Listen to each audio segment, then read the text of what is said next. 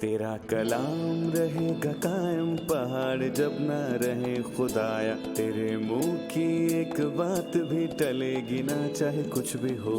तेरी मान दिए है जिंदा सोने से भी कीमती, मेरा दिल ये दे गवाही है ये किताब अजीम।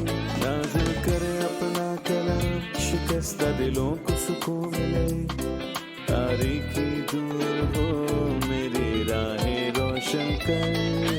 दे अपना कलाम कसरत से ए खुदा, बदल दे रिहाई दे कसरत से फल मिलाओ। कलाम रहेगा कायम पहाड़ जब ना रहे खुदाया, तेरे मुंह की एक बात भी टलेगी ना चाहे कुछ भी हो। अजीज नाजरीन, मैं अयाद ज़रीफ आप सब देखने वालों को हमारे रोज़ के बाइबली मुतालिया प्रोग्राम की इस नई किस्त में खुशामदीद कहता हूँ। इस प्रोग्राम में हम बाइबल की तमाम किताबों यानी पैदाइश से मुकाशफा तक का तफसीली मुतालिया सोमवार से जुमा तक रोज़ाना की बुनियाद पर पेश करेंगे। अपने मुतालियाती प्रोग्राम में हम बाइबल मुकद्दस की पहली किताब यानी पैदाइश की किताब के 9वें बाब पर पहुंच चुके हैं। बराए मेहरबानी अपनी बाइबल खोलकर हमारे साथ मुताले में शामिल हों। आज की किस्त में हम 9वें बाब की पहली आयत से 17वीं आयत तक का मुतालिया पेश करेंगे। किस्त के आगाज में मैं खुदा के खादिम भाई यूसुफ रियाज को खुशामदीद कहूंगा। शुक्रिया आपका भाई, कैसे हैं ठीक आप? हूं। और स्टूडियो में आए मेहमानों को भी खुशामदीद कहता हूं। भाई यूसुफ, गुज़िश्ता एक साथ में हमने 4 वाक़यात में से एक का मुतालिया मुकम्मल किया जो कि पैदाइश की किताब के पहले हिस्से यानी पहले बाब से 11वें में दर्ज है, जिसमें तूफान और उससे पैदा होने वाले नताइज पाए जाते हैं। बेशक इस कहानी में हमारे लिए कुछ असबाक भी हैं। सही। हमें इन फ़ायदामंद असबाक के बारे में बताएं जो हम तूफान के वाक़े से सीखते हैं। तूफान की कहानी से हम 4 से 5 असबाक हासिल करते हैं।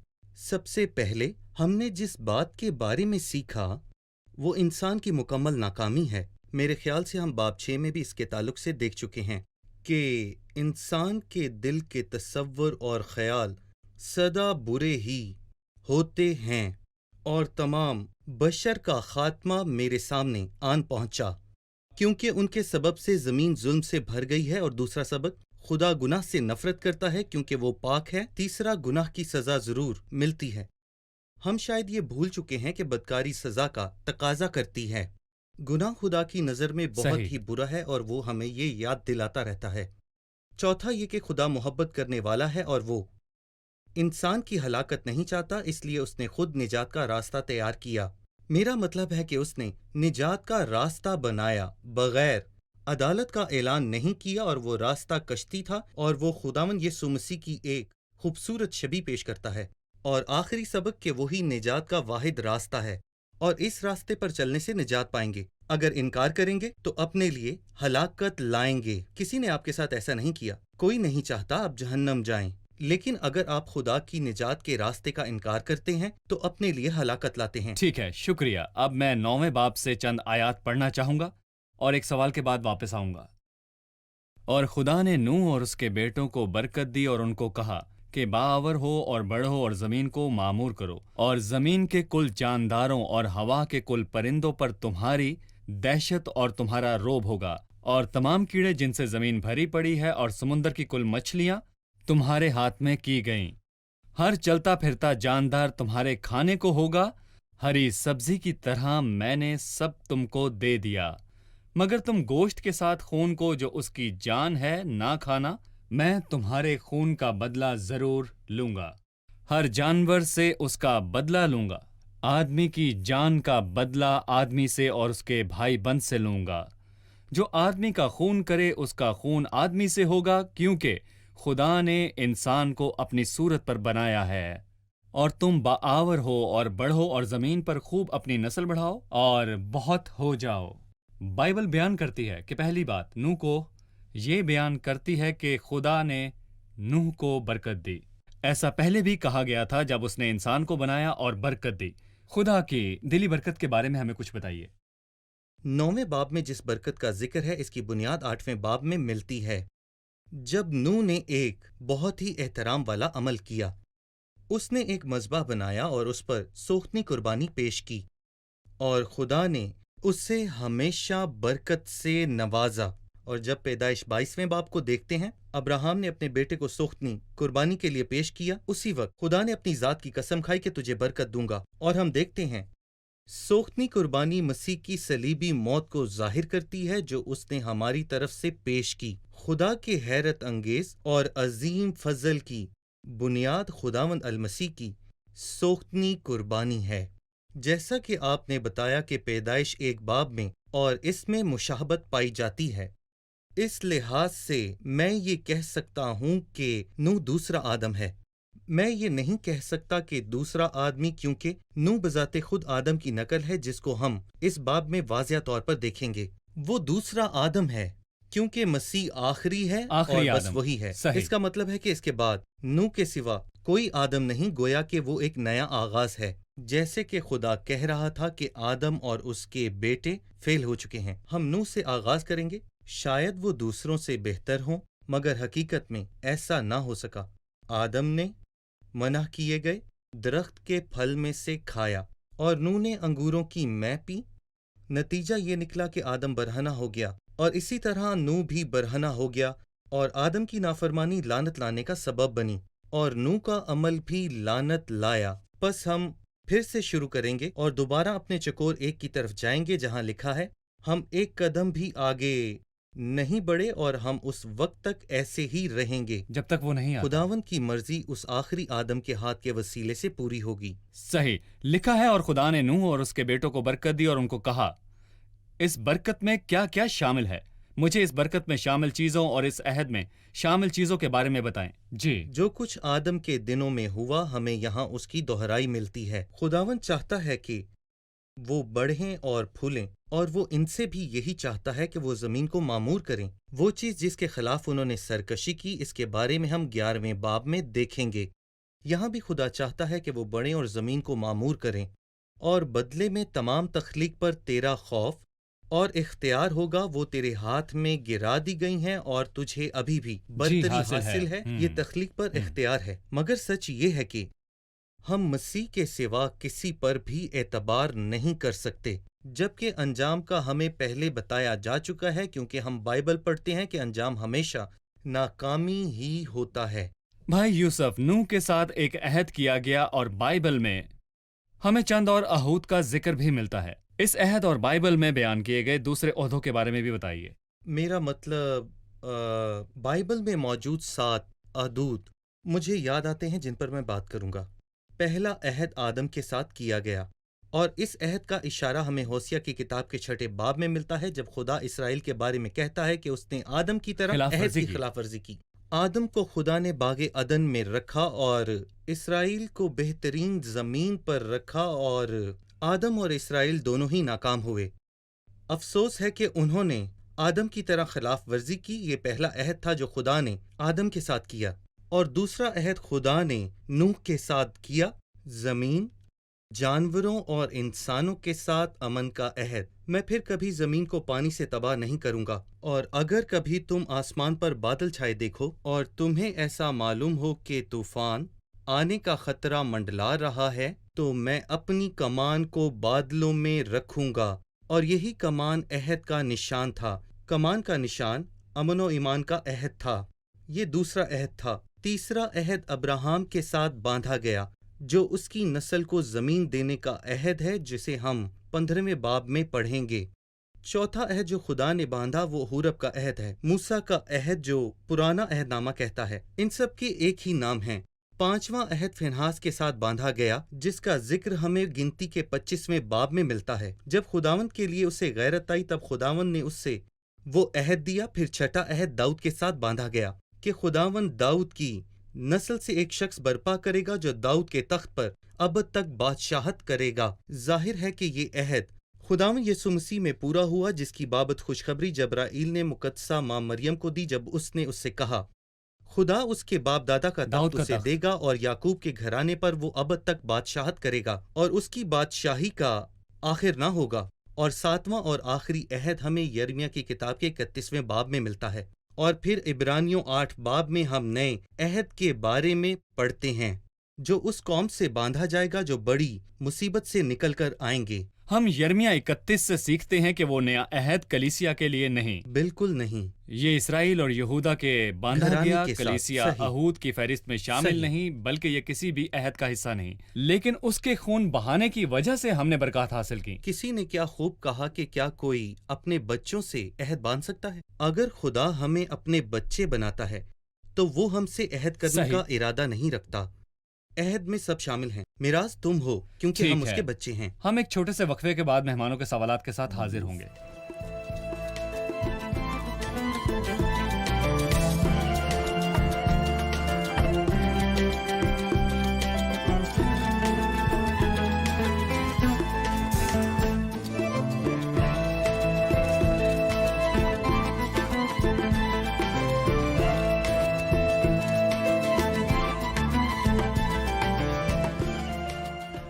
ہم جانتے ہیں کہ خدا نے باغ عدن میں آدم کو باغ کا ہر پھل کھانے کی اجازت دی، لیکن ہم نے یہاں دیکھا کہ خدا نے پہلی دفعہ ہر چلتا پھرتا جاندار کھانے کی اجازت دی۔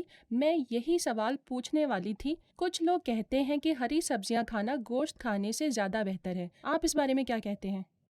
جی بھائی یوسف، بے شک کوئی ایسا ثبوت نہیں ملتا کہ تمام لوگ 1656 سال تک ہری سبزیاں ہی کھاتے تھے۔ وہ کس قسم کے لوگ تھے؟ میرا مطلب ہے کہ تمام دنیا بگڑی ہوئی اور ظلم و ستم سے بھری ہوئی تھی۔ پھر طوفان کیوں آیا؟ اس لیے آیا کیونکہ خداوند زمین پر انسانوں کو پیدا کرنے سے معلول ہوا اور دل میں غم کیا۔ وہ سبزیاں کھاتے تھے، جیسا کہ پالوس رسول نے کہا، کھانا ہمیں خدا سے نہیں ملائے گا، صحیح، کیونکہ اگر ہم کھاتے ہیں تو ہمارا وزن بڑھتا ہے لیکن خدا کی نزدیکی میں نہیں بڑھتے، اور صحیح۔ اگر ہم کچھ کھاتے ہیں تو خدا سے دور نہیں صحیح۔ ہوتے، یعنی اگر کچھ کھائیں تو نقصان نہیں اور کھانے سے بھی کوئی نفع نہیں۔ خدا سے میرے تعلق کا انحصار دل پر ہے، نہ کہ کھانے پر، کیونکہ خداوند خدا پاک دل چاہتا ہے۔ پاک دل کے لیے کہا گیا ہے، مبارک ہیں وہ جو پاک دل ہیں، کیونکہ وہ خدا کو دیکھیں گے۔ کیا دانیل اور اس کے دوستوں نے بادشاہ کا کھانا کھانے اور میں پینے سے انکار کر کے سبزیاں نہ کھائی تھیں؟ اور وہ کیا ہمیں بھی یہ پیغام دے رہا ہے کہ سبزیاں کھانا گوشت کھانے سے زیادہ مقدس ہے؟ اس لیے غیر قوم ہر طرح کا گوشت کھاتے تھے، اس لیے انہوں نے گوشت کھانے سے انکار کر دیا۔ لیکن بنی اسرائیل صرف حلال شدہ یعنی شریعت کے مطابق جانوروں کا گوشت کھاتے تھے، کیونکہ دانیل خواجہ سراؤں کے سردار کے ساتھ بحث میں نہیں پڑنا چاہتا تھا کہ ہم یہ کھائیں گے اور وہ نہیں کھائیں گے، اس لیے اس نے مکمل طور پر گوشت کھانے سے انکار کر دیا۔ اس بات کی یقین دہانی کے لیے وہ بہت سے دوسرے لوگوں کی طرح ناپاک جانوروں کا گوشت نہیں کھاتے تھے، جس کا ذکر ہمیں احبار کے 11ویں باب میں ملتا ہے کہ کون کون سے جانور، پرندے اور مچھلی کھانی چاہیے اور کون سی نہیں کھانی چاہیے۔ لہٰذا دانیل نے وہ دروازہ اپنے لیے بند کر دیا اور کہا کہ ہم یقیناً خدا کی شریعت کے مطابق سبزیاں کھائیں گے۔ ہم جانتے ہیں کہ ان کے کھانے کا انحصار دوسرے زندہ حیاتیات کی موت پر تھا۔ صحیح، یعنی جب انسان باغ میں پھلوں کو کھا رہا تھا یا زمین کے پھلوں سے کھا رہا تھا تو بھی کسی دوسرے جاندار کی موت پر منحصر تھا۔ لیکن یہاں پر زندہ حیاتیات میں مکاشفہ پایا جاتا ہے کہ ان جاندار میں صرف پودے ہی نہیں، جانور بھی شامل تھے، تو زندہ رہنے کے لیے کسی جاندار کی موت پر انحصار کرنا چاہیے۔ در حقیقت جس خوبصورت صورتحال کی طرف آپ نے اشارہ کیا ہے، اس میں یہ شامل کرنا چاہوں گا کہ یہ نیا کھانا جو انسان کو کشتی سے باہر آنے کے بعد دیا گیا، اصل میں خدا اور انسان کے درمیان ایک رفاقت ہے، جس میں ایک حصہ خدا کا ہے اور ایک انسان کا حصہ ہے۔ خدا کا حصہ خون اور میرا گوشت کا حصہ ہے۔ خدا نے کہا کبھی خون نہ کھانا کیونکہ وہ میرا حصہ ہے اور گوشت سب تمہارے لیے ہے۔ اور پھر جب بھیڑ یا کوئی بیل یا پھر کوئی بکری ذبح کی جائے تو اسی قربانی میں سے ایک حصہ خدا کا ہے جو خون ہے۔ کیا آپ نے غور کیا ہے کہ نہ صرف خروج 17 باب میں یعنی شریعت میں خون کھانے سے منع کیا گیا ہے، اور پھر پیدائش صحیح، 9 باب منع میں بھی کیا گیا۔ شریعت دینے جی۔ سے پہلے بھی منع کیا گیا، اور اعمال 15:2 کے مطابق بھی کلیسیا ان دستوروں کے بارے میں فکر مند نہیں ہوتی تھی۔ میرا مطلب ہے کھانے پینے کے بارے میں یہ معاملہ نئے عہد نامے کی روشنی میں اہم ہے، اور پالوس رسول نے اعمال 15 باب میں خون کھانے سے منع کیا ہے۔ جو آپ نے کہا تھا، ہم اس کے علاوہ بھی ایک نئی بات کو دیکھتے ہیں جو کہ خدا اور انسان کے درمیان رفاقت ہے۔ یہ شاید برے کی شفاف شبیہ ہے جو تم اپنے دروازوں پر خون چھڑکتے ہو، اور یہ وہی خون ہے جو میں دیکھتا ہوں۔ خدا کا حصہ۔ کا حصہ ہے وہ، اور اندر رہ کر تم بھنا ہوا برا کھاؤ اور اس کا مزہ لو، اور مطمئن ہو یہ بالکل خدا اور انسان کی طرف سے مسیح کی موت ہے۔ آپ نے ابھی بتایا کہ خون خدا کا حصہ ہے، اور چوتھی آیت میں لکھا ہے مگر تم گوشت کے ساتھ خون کو جو اس کی جان ہے نہ کھانا، میں تمہارے خون کا بدلہ ضرور لوں گا، ہر جانور سے اس کا بدلہ لوں گا، آدمی کی جان کا بدلہ آدمی سے اور اس کے بھائی بند سے لوں گا۔ اور ایک قانون بنایا، اور چھٹی آیت میں لکھا ہے جو آدمی کا خون کرے اس کا خون آدمی سے ہوگا۔ اس قانون میں کیا شروع کیا گیا؟ یہ سوال حکومتوں کا آغاز ہے۔ اس سے کیا مراد ہے آپ کی؟ میرا مطلب یہ حکومتیں انسان ہی کی بنائی ہوئی ہیں۔ خدا نے حکومتوں کا بندوبست کیا، اور اس کو ہم رومیو کے خط کے 13ویں باب میں واضح طور پر دیکھتے ہیں۔ نئے عہد نامے میں رومیو کے خط میں قائم کیا لکھا گیا۔ ہے کہ حکومتیں اور اختیار جو خدا نے قائم کیا ہے، اور یہ سب خدا ہی کی طرف سے ہے، لہٰذا ایک حقیقی ایماندار کو حکومتوں کے خلاف نہیں ہونا چاہیے۔ صرف ایک چیز کرنے کی خدا نے ہمیں اجازت دی ہے کہ جب انسانی قانون یا انسانی حکمران اس کی عبادت کرنے کی بات کو رد کریں تو مجھے خدا کی عبادت دانیل کی طرح کرنی چاہیے۔ یعنی کہ خدا کی فرمانبرداری زیادہ ظاہر ہے کرنی کہ چاہیے۔ خدا کی فرما برداری انسان سے زیادہ ہونی چاہیے۔ اس نے کہا میں صرف اپنے خدا کی عبادت کروں گا، پھر چاہے مجھے جلتی آگ میں پھینک دیا جائے یا پھر شیروں کے آگے ڈال دیا جائے۔ اس کے علاوہ ہم ہر طرح کے حکمرانوں کے حکم کے آگے جواب دیتے ہیں جو ان کی اور خدا کی مخالفت کرتا ہے جس نے انہیں معمور کیا۔ پس یہ سب حکومتیں خدا کی طرف سے مقرر کی گئی ہیں جو 7 تقسیموں میں سے ایک ہے، پر افسوس کہ انسان ناکام رہا۔ اچھا بھائی یوسف، ہمیں ان 7 تقسیموں کے بارے میں بتائیے۔ 7 تقسیموں میں سے جو کچھ باغ عدن میں ہوا اس سے شروع کرتے ہیں، جسے میں معصومیت یا بے گناہی کی تقسیم کہتا ہوں۔ اس تقسیم کا کیا مطلب ہے؟ راست بازی۔ جی، راست راست بازی بازی سے سے مختلف۔ مختلف۔ ہم اس کی مشابہت اپنے بچوں میں دیکھتے ہیں جو اچھائی اور برائی کو نہیں جانتے۔ یہ قریب ترین مشابہت اس کی نقل ہے۔ یہ پہلی تقسیم ہے۔ دوسری تقسیم جب آدم کو باغ سے نکال دیا گیا تو خدا نے کہا دیکھو انسان نیک و بد کی پہچان میں ہم میں سے ایک کی مانند ہو گیا ہے، جسے ہم شعور یا ضمیر کہتے ہیں۔ میں کہاں سے اچھائی یا برائی کو جانتا ہوں؟ میں اچھائی یا برائی کو شعور سے جانتا ہوں جو خدا نے میرے اندر رکھا ہوا ہے۔ یہ ایک منصف ہے۔ لیکن افسوس کے مصنف نے گڑبڑ کی جو طوفان میں ہوا جب زمین ظلم و غیبت سے بھری ہوئی تھی، اور پھر قائن نے اپنے بھائی کو مارا۔ لمک نے ایک آدمی اور ایک لڑکے کو مارا صرف ایک لفظ برا کہنے پر نہیں، لہٰذا یہاں انسان کا خون بہانے کا قانون آیا کہ آدمی کا خون آدمی سے ہوگا۔ وہ زنا کے بارے میں کیوں نہیں بولا؟ وہ ڈکیتی کے بارے میں کیوں نہیں بولا؟ ایسا لگتا ہے کہ خون بہانے کا گناہ غالب اور وسیع پیمانے پر پھیلا ہوا تھا اور طوفان سے پہلے کی دنیا پر بھی غالب تھا۔ اس نے قانون بنایا۔ بس پہلی تقسیم بے گناہی یا معصومیت ہے، اور دوسری تقسیم شعور، اور تیسری تقسیم سوال حکومتیں ہیں۔ اور افسوس کی بات ہے کہ خدا کے خلاف بغاوت ہوئی جو ہم پیدائش میں بابل کے برج میں دیکھتے ہیں۔ اور چوتھی تقسیم کا وعدہ خدا نے جو کیا وہ ابراہیم تھا۔ ابراہیم سے افسوس ہے کہ وہ کوہ سینا کے نیچے سونے کے بچڑے کے گرد ناچنے کے ساتھ ختم ہوا۔ اور پانچویں تقسیم شریعت کی تقسیم ہے، اور افسوس کی بات ہے کہ یہ بھی خدا کے بیٹے کے یروشلم کے باہر مصلوب ہونے پر ختم ہوئی۔ چھٹی تقسیم ہم جس میں رہ رہے ہیں جو خدا کے فضل کی تقسیم ہے، افسیوں 3 باب کے مطابق جہاں لکھا ہے یہ تقسیم اختتام کو پہنچے گی جب لوگ بڑی مصیبت کے دور میں آدمی کے سامنے جھکیں گے، پھر وقت زمانوں کا پورا ہونا، سچ کہا پورا ہونے کا آئے گا، جو 1000 سالہ امن و خوشی کے باوجود ایک اذیتناک انجام کے ساتھ ختم ہوگا، اور انسان کے پاس مسیح کی صلیب ہوگی اور اس کے سوا کوئی امید نہ ہوگی۔ شکریہ۔ ہم ایک وقفہ لیں گے اور مہمانوں کے سوالات کے ساتھ واپس آئیں گے۔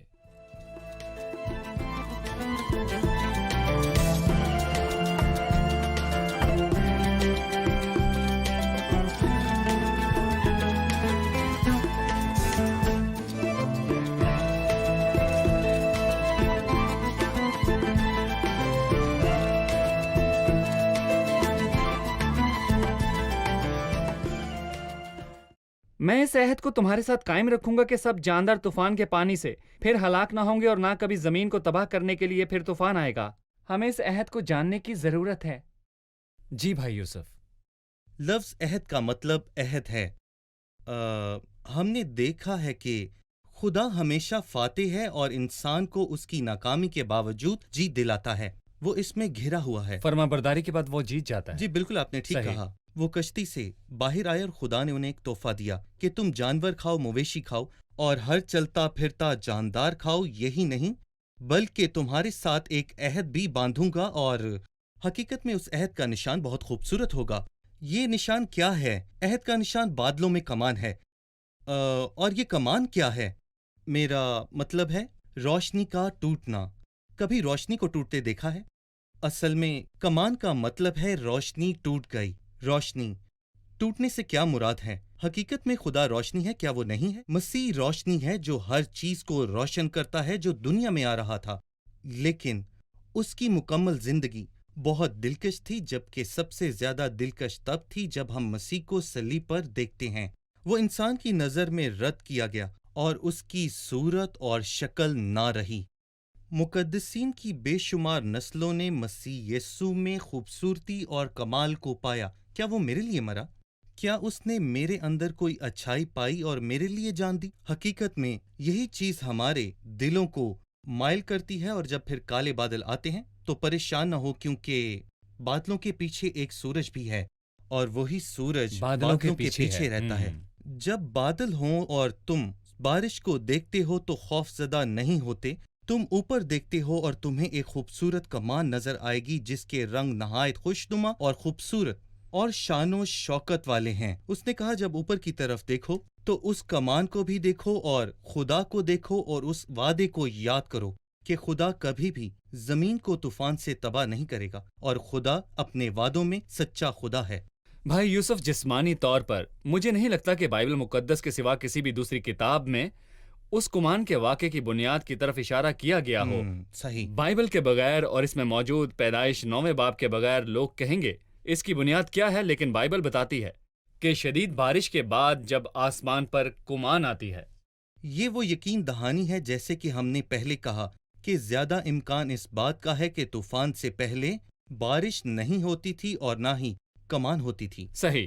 اگر ہم اس کا روحانی پہلو بھی لیں، جب میں اپنی آنکھیں آسمان کی طرف اٹھاتا ہوں تو میں وہاں اپنے خدا کو تخت پر بیٹھے دیکھتا ہوں۔ واہ، بہت مجھے خوب۔ یقین ہے کہ مجھ پر کوئی سزا نہیں ہوگی۔ صحیح، بالکل۔ ایماندار کو یقین ہونا چاہیے کہ جب وہ آسمان کی طرف اپنا چہرہ کر کے کہتا ہے میرا شفاعت کرنے والا وہاں ہے، صحیح۔ میرا شافی وہاں ہے، وہ تخت پر میرے لیے ہے، میرے کمزور وقت میں آسمان میں کمان ہے، صحیح اس کہا۔ لیے خاتمہ مجھ تک نہیں پہنچے گا، میرا شافی تخت پر بیٹھا ہے۔ جو یوحنا رسول اپنے پہلے خط کے 4 باب میں لکھتا ہے کہ تاکہ ہمیں عدالت کے دن دلیری ہو، اور اب وہ جلال کی انتہا پر ہے، اگرچہ ابھی ہم اس دنیا میں ہیں لیکن ہم اس کے ساتھ ہوں گے۔ صحیح۔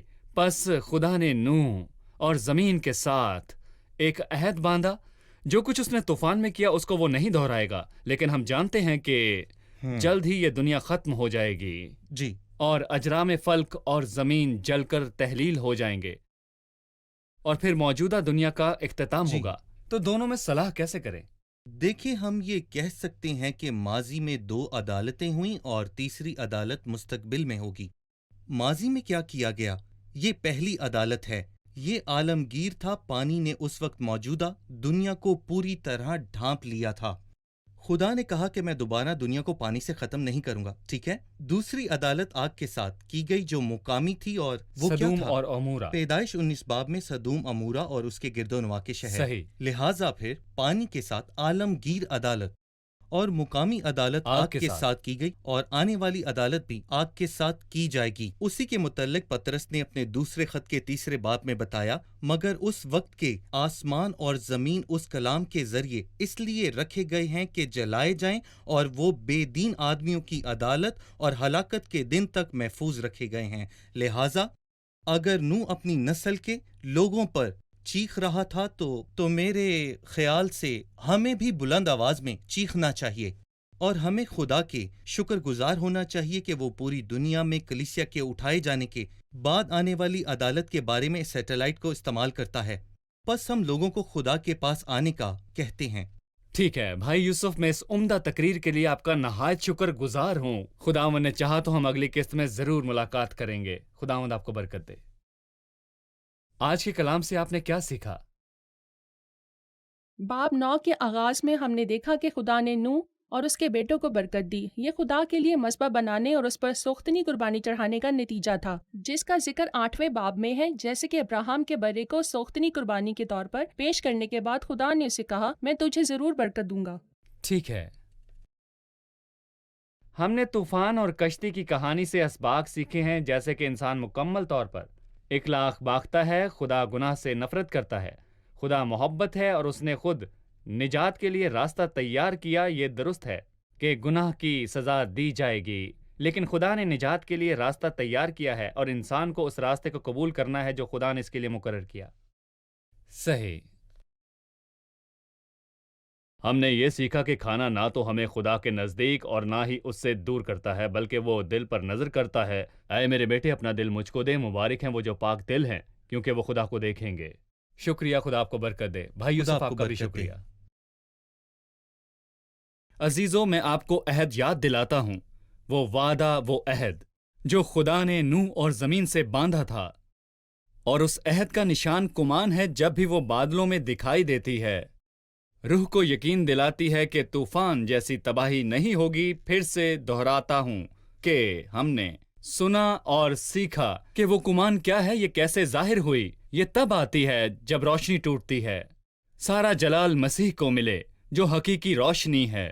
مسیح کی صلیب پر عدالت کی گئی۔ جب وہ صلیب پر موا تو روشنی جاتی رہی، تاکہ جو کوئی اس پر ایمان لائے ہلاک نہ ہو بلکہ ہمیشہ کی زندگی پائے۔ اگر آپ مسیح کو قبول کرتے ہیں، آپ کو یقین دلایا جاتا ہے کہ آپ محفوظ ہیں، آپ ختم نہیں ہوں گے۔ دشمن اور تباہ کرنے والا اس قابل نہیں ہوگا کہ آپ تک پہنچ سکے۔ جو کوئی بیٹے پر ایمان رکھتا ہے، اس کے پاس ہمیشہ کی زندگی ہے۔ یہ ابدی عہد ہے۔ یہ ہر اس شخص کے لیے ضمانت، وعدہ اور مخالفت ہے جو مسیح کی قربانی پر بھروسہ اور انحصار کرتے ہیں۔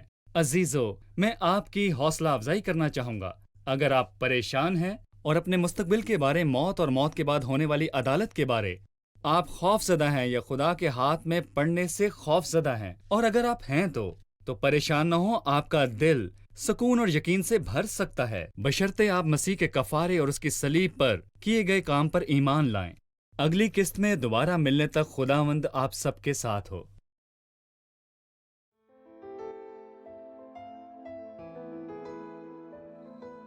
تیرا کلام رہے گا قائم، پہاڑ جب نہ رہے خدایا، تیرے منہ کی ایک بات بھی ٹلے گی نہ، چاہے کچھ بھی ہو۔